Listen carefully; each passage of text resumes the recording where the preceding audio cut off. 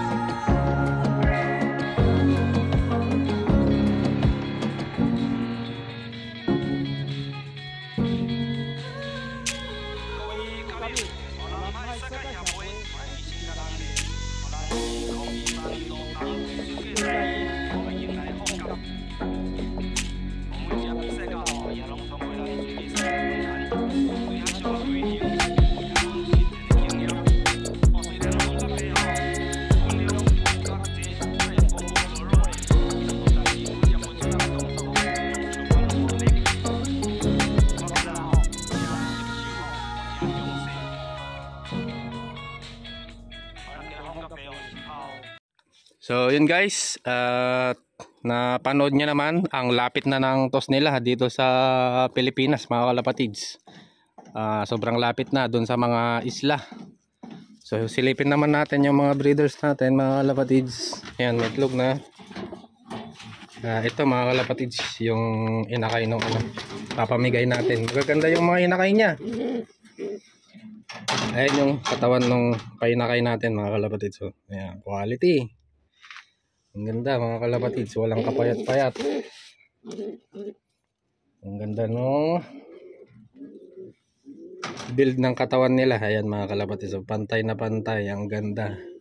So ito mga kalapatids ay paparaffle natin yung isa. Bale susuksukan natin ng perso ring.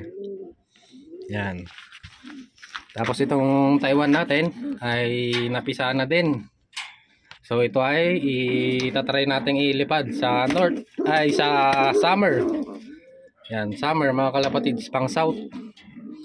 So dalawa na din yung napisa nila mga kalapatids. So ito din yung galing kay Master Gerson. Yan, napisa na din. Yan guys, dalawa. So guaranteed na yung ipapamigay natin na young bird mga kalapatids, yung dalawang young bird. Tapos nag-chat na din yung supplier natin dun sa Calayan.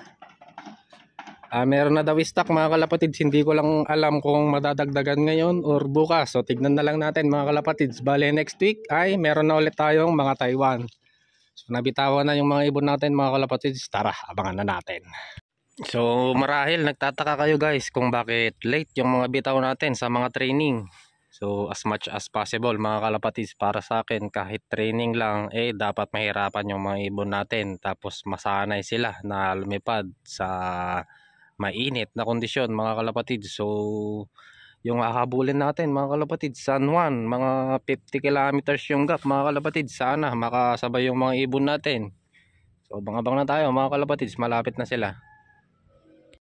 So habang nag-aabang tayo guys, shoutout muna tayo. Shoutout kay Master Wesley Santos at sa father mo, Master. So maraming salamat sa walang sawang pagsuporta and sa pagbili ng mga Taiwan natin.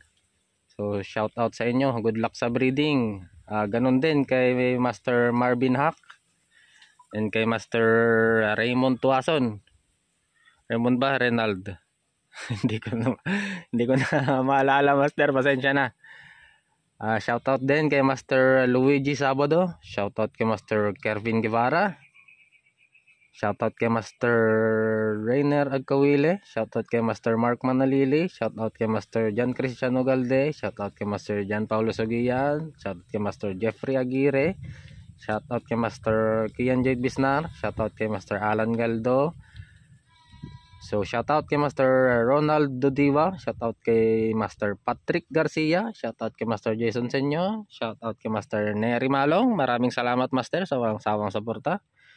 Shoutout kay Master Hamilo de Guzman, shoutout kay Master Mek Ramos, shoutout kay Master Dominic Rimando, shoutout kay Master John Paul Agpoldo, shoutout kay Master Dominic Rimando. Shout out. So yun mga kalapatid, shout out kay Master User. Ayan. So malapit-lapit na yung mga ibon natin mga kalapatid, sa abang-abang na tayo. So maraming salamat mga Master sa walang sawang pagsuporta. So malapit na yung raffle natin mga kalapatid sa December na. Abang-abang na lang kayo. So time check natin guys, 12:17. Nandito na sila, nag-flocking sila mga kalapatid. Mukhang may dagit pa. Ayan o. Yan mga kalapatids, ang dami, sobra to mga kalapatids, sobra siguro ng isa o dalawa. Ayun yung dalawa mga kalapatids. Maganda yung kondisyon nila mga kalapatids. Diesel tatlo yung kasabay nila.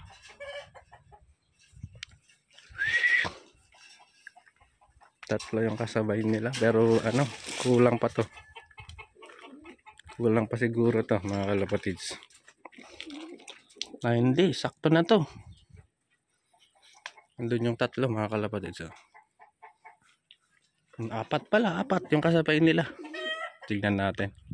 So ayan guys, yung mga ibon natin. Ayan, kahit maiinit yung release natin ay maganda yung pinapakita nila. Hindi man lang sila hiningal. Yan. So tignan natin yung tatlo mga kalapatids, baka Taiwan yung mga yun. Asan na sila? Wala na mga kalapatids, pumunta doon. Tignan natin mamaya. At yun guys, hindi na bumalik yung tatlo. So dito ko natatapusin yung video ko mga kalapatids. Please like, comment, share, and subscribe. Maraming salamat mga kalapatids. Ingat, ang lalakas ng tatlo eh. Tumagos dyan mga kalapatids. So dire-diretso sila.